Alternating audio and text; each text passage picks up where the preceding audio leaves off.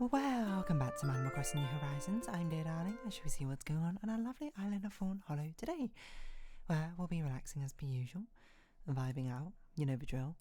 Yeah, I'm not sure what we'll talk about today. I watched a video from Super Patchwolf, who I quite like his videos, you know, namely the video of basically just cool stuff that he's seen.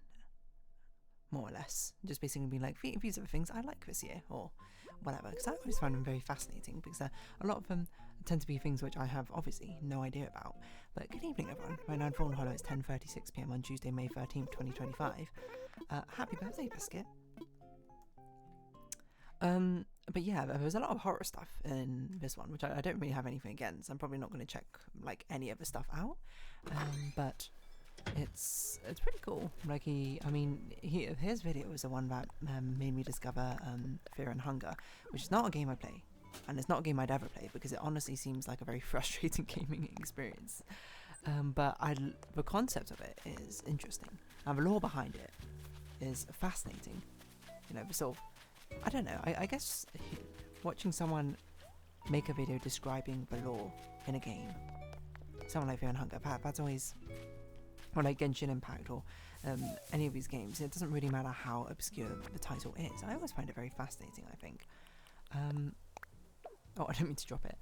I like lore in a game, but I would absolutely be lying if I said I was the type of person to read and scour every single book that appears in a game or every single piece of written dialogue. While I'll certainly play all the main events and things like that, I definitely am not going to scour every little nook and cranny for things. But, you know, certainly I do like it when it's presented in front of me, and when I'd be like, oh, you know, now I can take the time to actually digest what I interpret and think about this. I guess that's probably not an unusual thing. I think it's honestly probably rather uncommon for anyone to be the type of person to be able to scour through and look for every sort of little detail regarding like lore, story, or anything like that. Surprise, here you go. I don't think that's necessarily a bad thing either. I think it's just like a very normal thing. You know, people have different levels of commitment and interpretation of what or how much they want to, you know, focus on something, right? Actually, I was talking about videos I watched. There was another very good one by Daryl Plays Games, which basically spoke about this concept. It spoke about the concept of like, are you... I forgot the exact...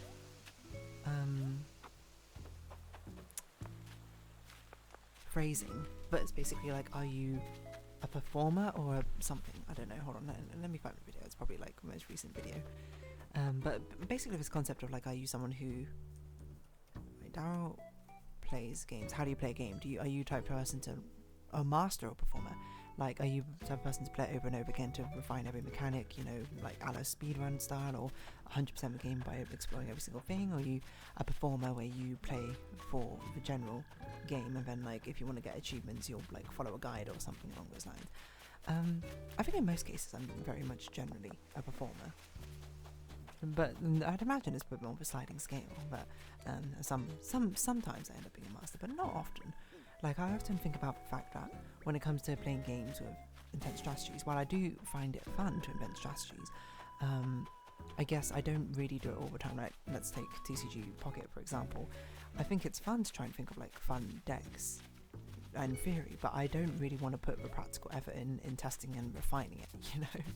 I like to theory craft, but then actually putting that theory to the test is like, ugh, that takes so much effort. You constantly have to lose a game or play. It's not even lose a game, you'd have to play like hundreds of games to really narrow down on if it's any good or not, and that's just absolutely exhausting and not something I really want to do. So I think I'm a performer in most aspects. I mean, look at the fact that when I'm 100%ing a lot of these games, even on my channel, I'm just like, okay, well, I've done basically all that I want to do on a game. It's by naturally playing, and at this point it's either I either stop playing it, or I will use a guide to see all the other content which I've yet to see, and that's always worked perfectly fine with me. Certainly I've had some odd comments here and there of people being frustrated at this, and you know, watching that video I think puts it in a different perspective, where it's like, these people are clearly like masters or something, not performers like me. Like, I don't think twice about that sort of thing, you know. I want to engage with a game in a way which is fun. Like, games are entertainment to me. They're not, I wouldn't say that they're necessarily like an art form. Well, okay, hold on, that's wrong, because I do think they are an art form, but to me they're not like, I think skill set is maybe the word I was going to use, to like refine and hone over the years, to become really good at it. What I like the concept of it, like the concept of fighting games and stuff like that, I think actually putting it into practice is very it's not something which I often like doing too often. I mean, I guess as Rabbit and Steel much more frequently, but it's not like I'm playing that sometimes in my free time, but more often than not I'm playing a different game in my solo free time or doing something else. So yeah,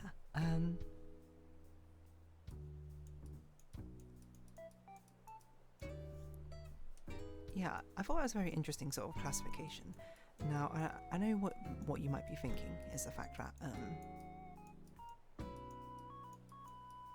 I might say, like when I said video games are not an art form, I did not mean that. That was very much a slip of the tongue. I do think video games are an art form, as they should be. Considered one. I mean, it's a creative, like, it's a creation, isn't it? It's hard for that to not be a life form, an art form. But I think, I think it's very easy to say very quickly, just sort of like, how do I want to put this? The human need to be able to classify things is what makes this sort of scale of master to performer so intriguing, I think. And I think, to not even a little extent, I think to quite a lot of extent, you are correct with that. There is this inherent desire to be able to put things into categories, many people, which is why, horoscopes, is why Myers-Briggs, Enneagram, astrology end up being so well popular, I suppose, because of it. And I don't mean that in a way to cast shade, that if you like it, I suppose, as long as you like it with the understanding of that it doesn't necessarily hold much or any scientific basis behind it, but if you want to do it vibes based, be my guest. If you see patterns in it, and like at the end of the day, I can't see how there couldn't be certain patterns which emerge in one way or another. But I guess, scientific research, I suppose, and not muddies that, but sort of disproves it, right? I think it still is very useful to be able to have a classification system. At least it's talking about like Myers-Briggs and Enneagram. Astrology is just kind of vibes, I think, but not really my place to say. Because at the end of the day, how you interact with it, how you interface with it, what it means to you is going to be very different from person to person. What I mean to say is, this mastery versus performance way of approaching video games, what I don't think is necessarily all-encompassing with the approaches you can take to video games. And he does say that in the video itself, being like, oh yeah, you might be sitting there being like, I feel like I'm both, and that's very possible as well. I think it gives a very interesting sort of metric or way of observing these patterns, these behaviours of how people play a game. Because then you can sort of look at it and be like, oh yeah, I can start to see sort of things which align with how I'd interface a game, how I play with a game, or otherwise, I don't think that's necessarily a bad thing. I just think it's an interesting thing to sort of note,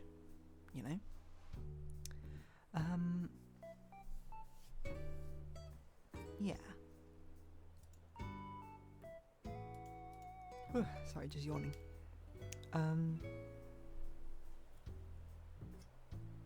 Yeah, because I think it does explain a lot with how I play, or want to play these games.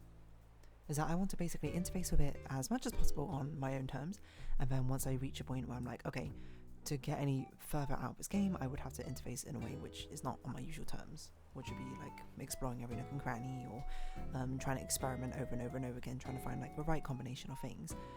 While I certainly like doing that in more like a restricted environment, doing it over the course of the entire game is rather exhausting, I think. I think like there's very few games which I committed that level to, but none of them were ones I would recorded on for the channel, to be honest.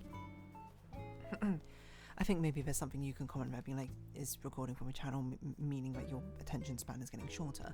And I think that's an interesting take, but probably only true with regards to when there is a camera pointed on me, It's more so that, like, at the end of the day, I understand that once I interface with a game up to the point where I'm like, I've got my fun out of it, I understand that the only thing left, I suppose, when you're recording is for sake of entertainment or completionism. So I think it's sort of doing a disservice to pretend that's not the case, right? So I think, I'm trying to think of a game where, like, I basically did it, like, all organically. And actually, Barbarous You is a good one, because I did the first part of it basically just organically. Just experimenting. I did have some vague hints here and there when I'm just like, I don't even know what I should be looking at. But I think, like, at least compared to, like Animal Well, where it's just sort of like, go here and do this sort of thing, is how I'm interfacing with the game. It is quite different, and might be a surprising change of pace. The bigger problem with that sort of thing, though, is how unbelievably long it takes. And I am very sort of, like, staunchly against ever putting any effort into actually edit these videos. So I'm not at all enamored by the idea of being like, okay, I'm just gonna, like, work out for potentially, like, let's say, like, 10 episodes in a row and make no progress because I don't know exactly what I could possibly do at this point.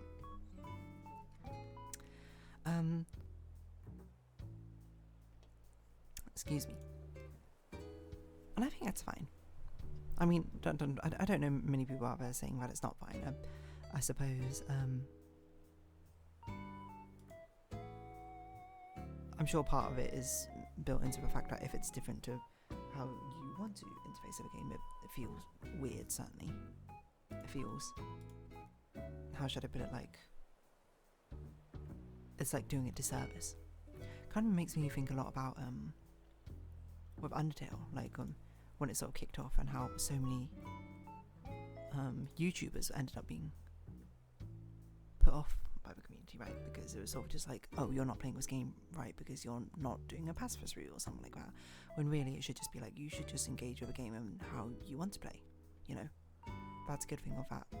There being like a billion different people playing this game is that you can see all these different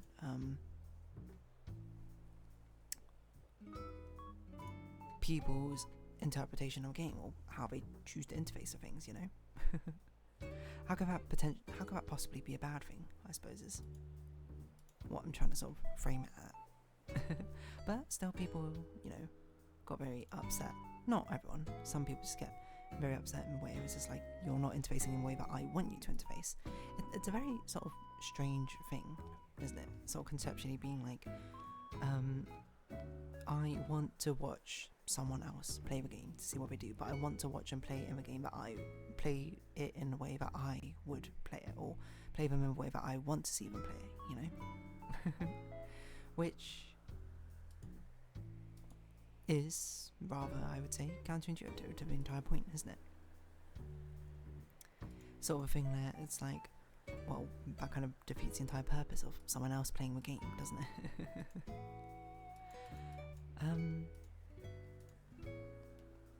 Yeah, because, like, the point of someone else playing the game is for them to, have their own flavour on how they play, them to have their own style, their own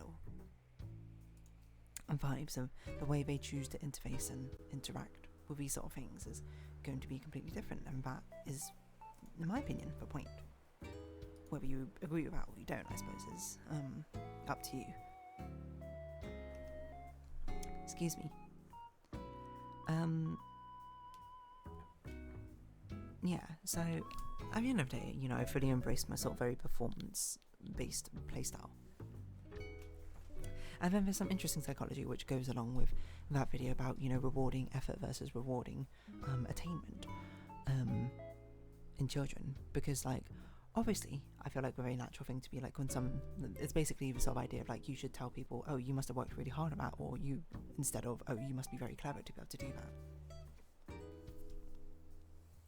Because I think in very natural ways, if you see a child who does something very well, you just go, oh, you must be very talented, or oh, you must be very clever or smart or something to do that. And then there became like this sort of movement where it's like, oh, actually it's better to say to a child, oh, you must have worked very hard to do that, or you must have asked some great questions or something along the way to sort of encourage the progress to that result rather than the result itself being tied to like an inherent skill. And I feel like that was very much the sort of consensus that people had for a while, the sort of like a counter consensus, if anything. But then that video interestingly goes into how actually it kind of like doesn't matter as much as you think, because there are sort of like benefits and deficits in both ways. The benefit of being encouraged for attainment, not attainment, for effort, is the fact that obviously you work hard at things, but apparently as a result you tend to only work hard at things that you are genuinely interested in. If it's something which you're not actually interested in, then you perform significantly worse or something than the equivalent of others who would be more attainment focused, because apparently an attainment focus is sort of like it's sort of like a soft pressure or something, or soft anxiety to be able to perform, right? Is meaning that you would try hard across the board and on average get like sort of higher results from the entire thing. Of course, the deficit being that sort of increased strain and the lack of motivation or passion for something. And apparently the thing I found most interesting, which again I didn't actually read the studies that you quoted, so perhaps I'm just completely wrong with this regard, is that it was apparently most of it is determined by genetics at the end of the day. Like, but just sort of more inherently nature rather than nurture. Like, I mean, it's still influenced by nurture, but a lot of it is nature, and it's I found that very fascinating. Because of course I feel like I'm very sort of results oriented, more so than like, I'm very much, I know fully and awarely, but I'm much more about the destination than necessarily the journey. And certainly of course with the movement of like, should be encouraging people's effort, I'd be like, oh, that's interesting.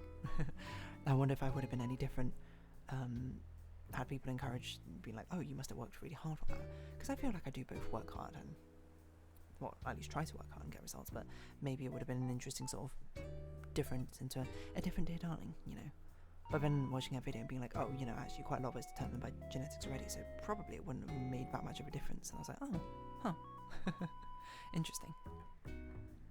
So maybe it would have made a difference, but maybe it wouldn't have made a huge difference in the end. And I found that fascinating, I think. Mastery versus performance. Sorry, I'm just unplugging my mic, my mouse, so it doesn't need to charge anymore. Anyway, on that note, I guess I'll round this episode off here. It's a fascinating video. How true it is, I don't know, I guess, but the video essay element of it has a hypnotic, I think, rhythm to it, which sort of sucks you in with, this must be true. Anyway, if you have been watching, thank you very much. It's been Animal Crossing New Horizons. I've been Dear Darling. Likes, comments, subscription, shares, greatly appreciated. Socials, Discord down below. Hope to see each other again, but for now, it's our farewell. So until next time, bye-bye for now.